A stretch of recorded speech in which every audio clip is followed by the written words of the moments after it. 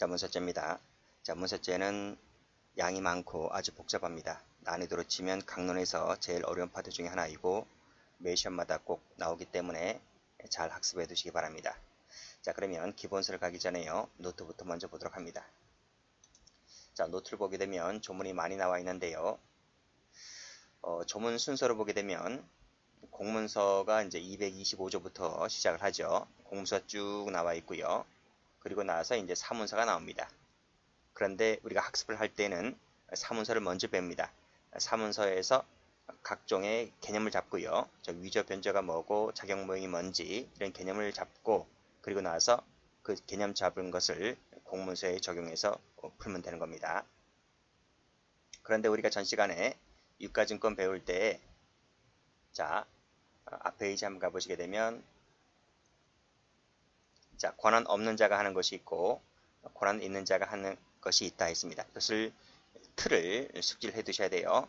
권한 없는 자가 하는 것이 위조, 변조, 작용 모형, 그리고 권한 있는 자가 하는 것이 허위 작성, 그리고 이제 문서제에서 배우는 불실기재 변기가 나옵니다. 다시 한번 권한 없는 자가 하는 것이 위조, 변조, 작용 모형, 권한 있는 자가 하는 것이 허위 작성, 불실기재 변기가 있다. 외워두시라고요. 자, 그러면 다시 문서제로 올게요. 자, 문서제의 조문이 아주 많은데 자, 일단은 자, 사문서를 보게 되면요. 사문서에 위조 변조가 있죠. 공문서에도 있습니다. 그쵸? 그리고 사문서에 가면 작용 모형이 있고요. 공문서로 가면 역시 작용 모형이 나옵니다. 다시 올라갈게요. 올라가면 자, 여기 유가증권을 가보게 되면 위조, 변조, 작용 모형 이것은 권한 없는 자가 하는 것이다. 됐어요? 자, 다시 올게요. 지금 여러분들은 위조, 변조, 작용 모형, 위조, 변조, 작용 모형을 봤습니다. 자, 그 다음에 뭐가 나옵니까? 그 다음을 보면 허위가 나옵니다. 허위가 나오고 여기도 허위가 나옵니다. 그런데 공문서를 가보게 되면 허위 공문서 작성죄가 나오죠. 그러면 사문서도 가면 허위 사문서 작성죄가 나와야 되는데 우리 형법에는 이런 죄가 없어요. 허위 사문서 작성죄가 없습니다. 이런 죄가 없다고요. 없는데 유일하게 딱 하나 처벌하는 것이 있습니다. 그것이 우리 병원 가면 의사 등이 진단서를 허위로 끊어주는 데가 있잖아요. 그렇죠?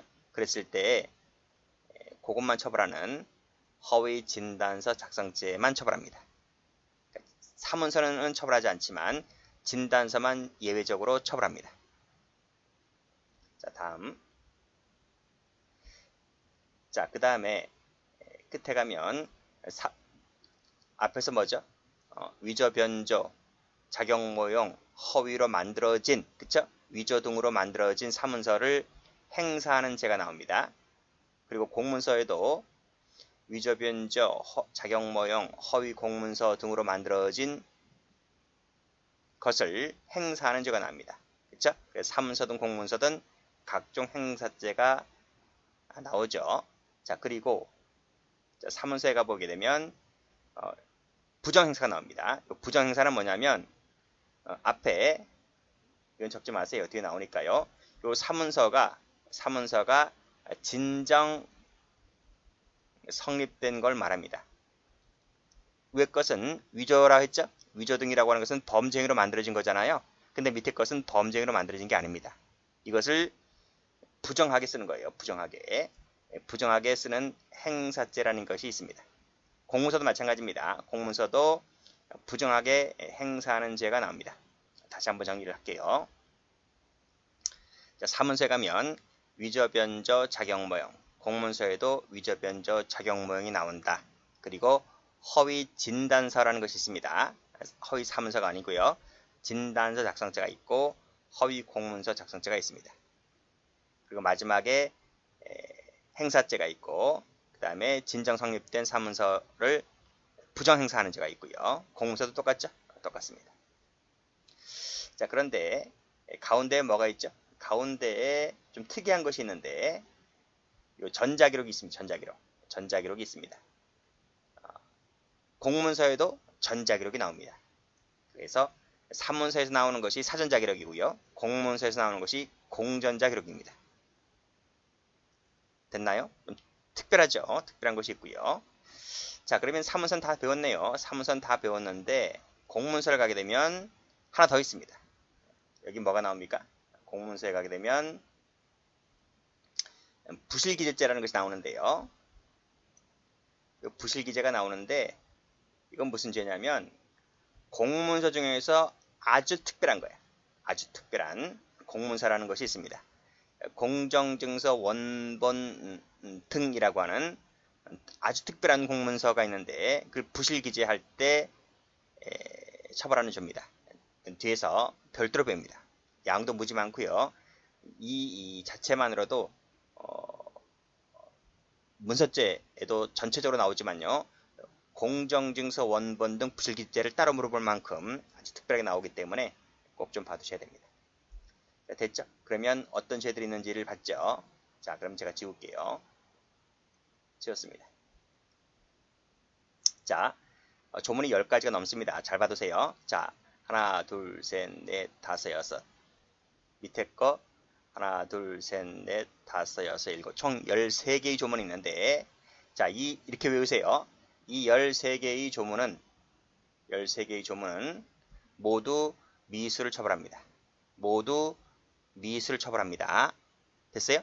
미수를 처벌하는데 유일하게 미수를 처벌하지 않는 조문이 딱 한 개가 있습니다. 그 한 개를 외워두셔야 됩니다. 그것이 사문서 부정행사죄입니다. 요 사문서 부정행사죄만큼은 미수가 없습니다. 미수가 없습니다. 자, 여기랑 비교하셔야 됩니다. 공문서 등 부정행사죄는 옆에 아무런 글씨가 없죠. 그러니까 이것은 미수가 있습니다. 그러니까 다 있다니까요. 다 있는데 유일하게 사문서 부정행사죄만 없다. 됐어요? 됐어요. 유일합니다. 꼭 좀 기억을 해두시고. 자, 두 번째.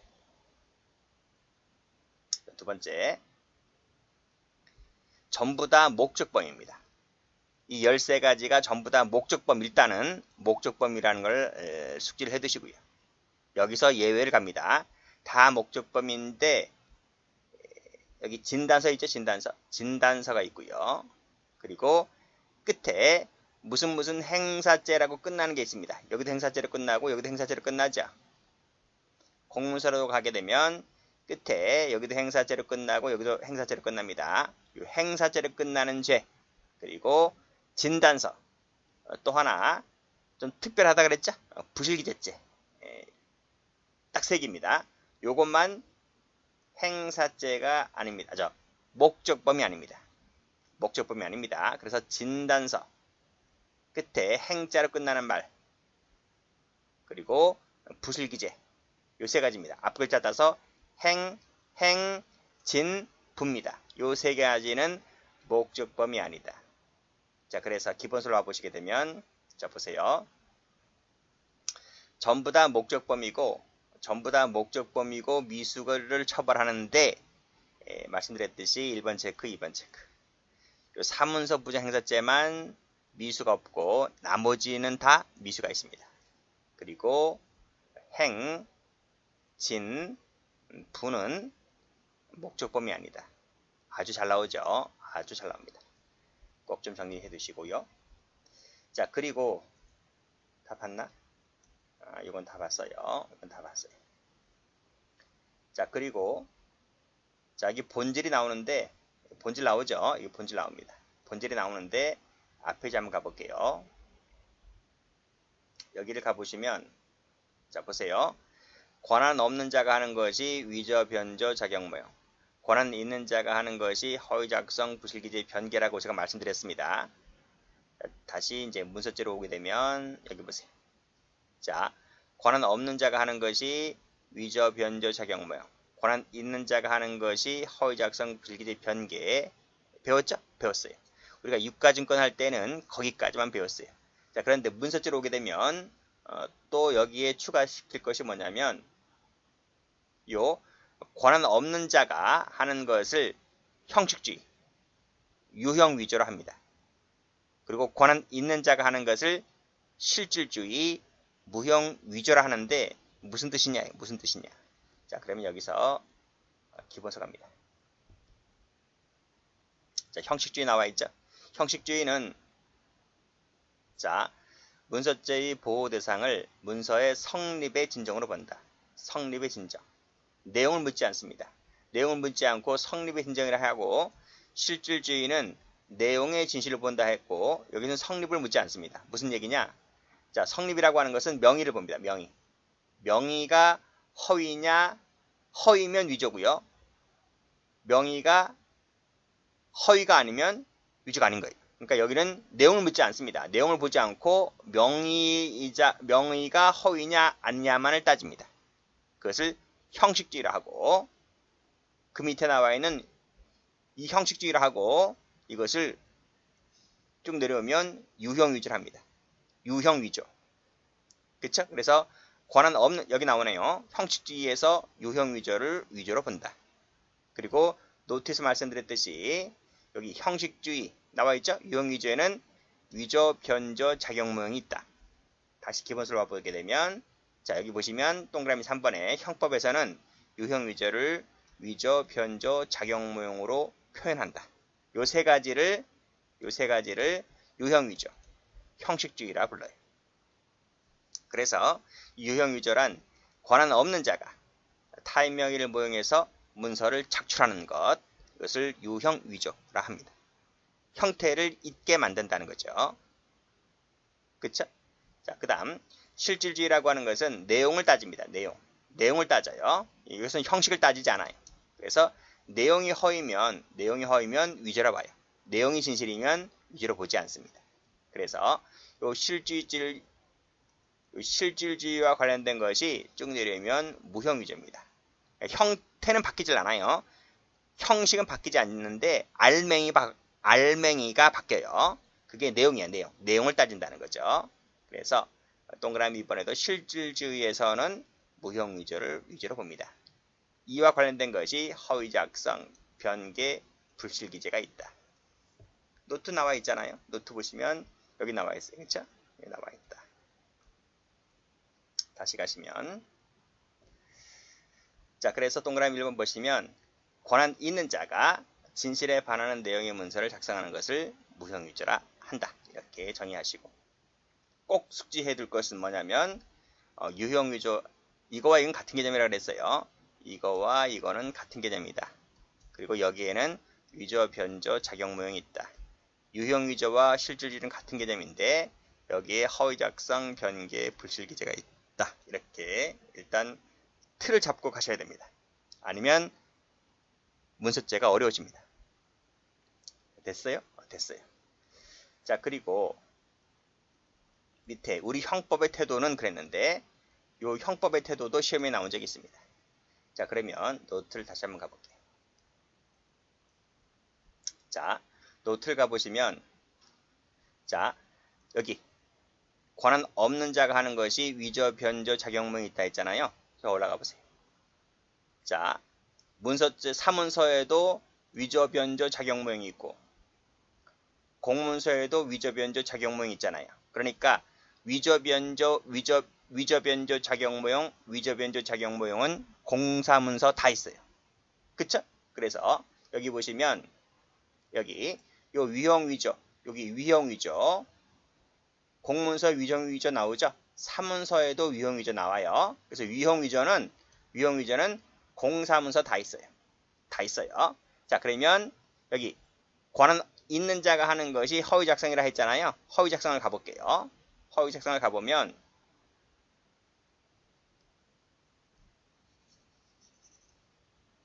여기 보세요. 허위 나와 있죠? 허위 공문서 전체 모든 공문서를 허위로 쓰게 되면 허위 공문서 작성죄로 처벌합니다. 그런데 사문서는 제가 말씀드렸듯이 허위 사문서 작성죄라는 것이 없다 했잖아요. 유일하게 진단서만 허위 진단서 작성자가 있는 겁니다. 이것이 유일한 거예요. 그래서 이런 보시면 자, 이 무형위조 있죠? 무형위조. 공문서는 모든 공문서에 허위로 쓰게 되면 허위 공문서 작성죄를 처벌해요. 그래서 무형위조도 처벌해요. 근데 사문서는 무형위조는 처벌하지 않아요. 그런데 유일하게 처벌하는 것이 진단서만 처벌한단 말이에요. 진단서만. 원래는 처벌하지 않는데. 그래서 종합을 해보면 공문서는요. 방금 보았듯이 유형위조, 무형위조 싹 다 처벌해요. 싹 다. 그러나 사문서는요. 사문서는 공문서와 마찬가지로 유형위조를 처벌하지만 그래서 유형위조를 처벌한다는 점은 공사문서 차이가 없어요. 공사문서 차이가 없어요. 차이가 있는 것은 여기 이 무형위조에서 차이가 있는 거예요. 무형위조에서. 그쵸? 그래서 무형위조를 가보게 되면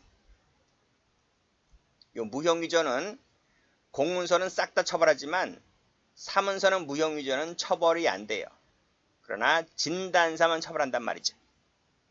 그래서 결론이 뭐냐면 우리 형법은 형식주의가 원칙이다. 왜? 형식주의는 싹 다 처벌하니까. 유형위조잖아요. 그쵸? 요 두 가지는 차이가 없단 말이죠. 그래서 형식을 원칙으로 하는데 예외적으로 실질을 가미하고 있다. 이렇게 보고 있습니다. 이것이 기출된 적이 있습니다. 자, 그래서 다시 교재를 와보시면 제가 말씀드린 대로 공문서는 둘 다 싹 다 처벌한다. 모두 다. 사문서는 유형위조는 차이가 없어요. 공문서랑. 그런데 무형위조에서 차이가 있습니다. 공문서랑. 그래서 무형위조는 원칙적 처벌이 아닌데 진단서만 처벌한다. 결론이 뭐다? 우리 형법은 형식이 원칙이다. 형식에서는 차이가 없으니까요. 다만 실질에서만 두 공사문서가 약간 차이가 있다. 이렇게 보시면 되겠습니다. 이렇게 정리하시고 이런 것이 기출된 지문입니다. 자, 그러면 관련된 판례를 좀 보도록 합니다. 여기 보시죠. 위조죄 있죠? 위조죄가 유형위조, 무형위조. 유형위조죠. 유형위조다. 유형위조니까 내용을 보지 않고 형식을 보죠. 형식을 봅니다. 그래서 형식을 보니까 명의자가 누구냐, 명의가 허위냐 아니냐를 갖고 따집니다. 그래서 문서죄를 구성하는지 여부는 명의를 놓고 따진다. 형식을 놓고 따진다. 이렇게 보시면 됩니다. 자, 됐고 내용은 묻지 않는다. 내용의 진실 여부는 아무런 범죄 성립에 영향이 없다. 이렇게 이런 판결로지 이해되시죠? 그렇게 정리하시면 되겠습니다. 자, 밑에 판례가 좀 출제가 되는데 여기 한번 볼게요. 여기 회의록 나와 있죠? 회의록이다. 요 회의록 나오죠? 여기 매매계약서 나오네요. 지금 제가 세모 친 것은 공문서입니까? 사문서입니까? 공문서야 사문서야? 이게 사문서지. 제가 뭐라 그랬어요? 사문서는 진단서만 처벌한다. 나머진 처벌하지 않는다. 그랬잖아. 그래서 요 회의록에다가 허위를 썼죠. 참석한 바가 없는데 참석까지 했다라고 썼잖아요. 그치? 이것은 허위 작성이지. 사문서에다가 허위 작성을 한 거다. 그런데 처벌합니까 안 합니까? 처벌 안 하죠. 사문서의 무형위조죠. 무형위조. 그치? 진단서만 처벌하지 그 외의 것은 처벌하지 않습니다. 그래서 현행법상 죄가 되지 않는다. 이런 얘기입니다. 올라가 보시면 일체의 권한을 위임했다. 여기 중앙종무회의록, 이 회의록을 작성하면서 참석한 바 없는데 참석까지 했다고 썼다. 죄가 될까 안 될까? 현행법상 안 됩니다. 밑에도 마찬가지입니다. 마치 참석해서 의결권을 행사한 것처럼 썼는데 현행법상 처벌조항이 없다. 이렇게 보시면 되겠습니다. 밑에도 마찬가지죠. 자, 실제 매수 가격보다 높은 가격으로 매매대금을 기재했지만 현행법상 처벌조항이 없기 때문에 왜? 사문서의 무형위조라서 죄가 되지 않는다. 이렇게 보시면 됩니다.